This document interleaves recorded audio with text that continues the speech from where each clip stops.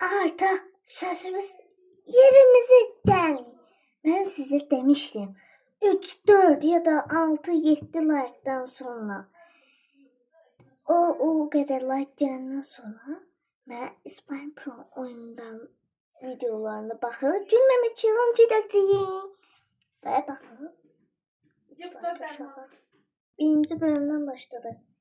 Burada kesin dəfə demiştim ki, Elo 444 bölüm 1 oynayanda da demiştim ki, buradan baxıb öyrənmişəm də.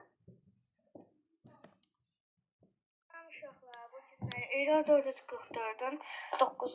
bölümündəyik. Yemək yiyirəm. İnşallah heç bir qısqılama. Ben İsmail Pro oyuncu hesabım vardı. Ona da 9 abonəsim var idi. Yani 9 abonəsim. Uşaqlar, bu gülməli değildi. İndi keçirik. Tövbə estağfurullah, bu niyə belədir? Ona baxmayayım da.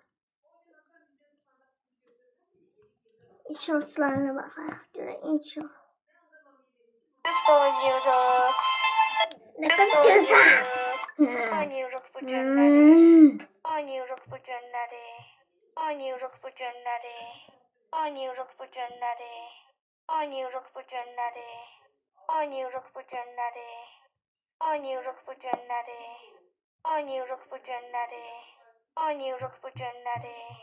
Oynuyoruz bu günleri. Oynuyoruz bu günleri. Oynuyoruz bu günleri.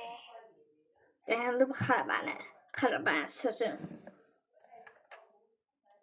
Köpek.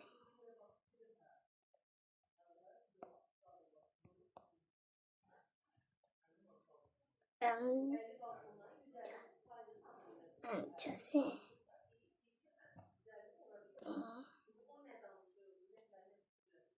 Jesse.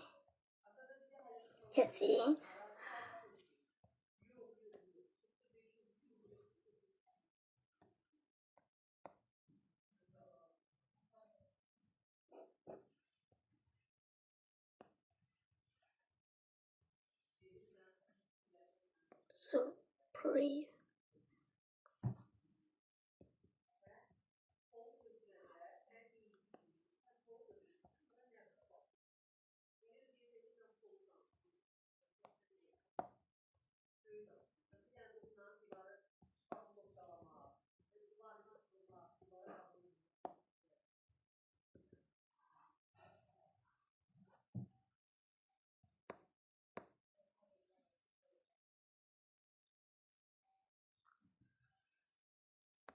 So.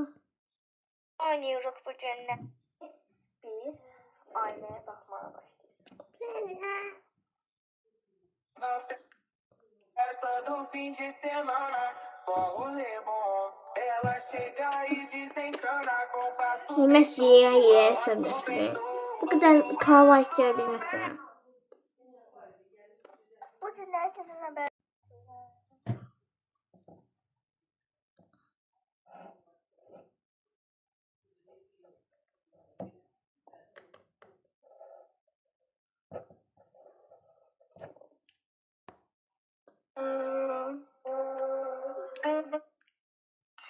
İstemiyorum lan. Ona da saçma video.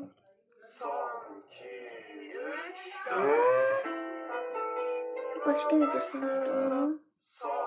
Başka videosu yoktu mu? Sırada bir iki izlemiş video. 35 like, 17 like. Sonra 6 like. Cümleydi.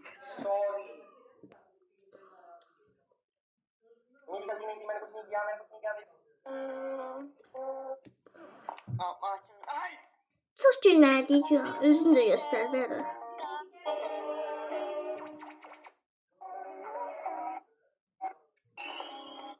Ay en saçma videosu diye bu.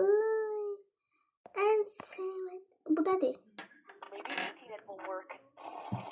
Bıyıkçı video değil. Gidilmez çiçek mi? Ne var? Neyse video bu kadar uşaqlar. Heç gülməli də değildi.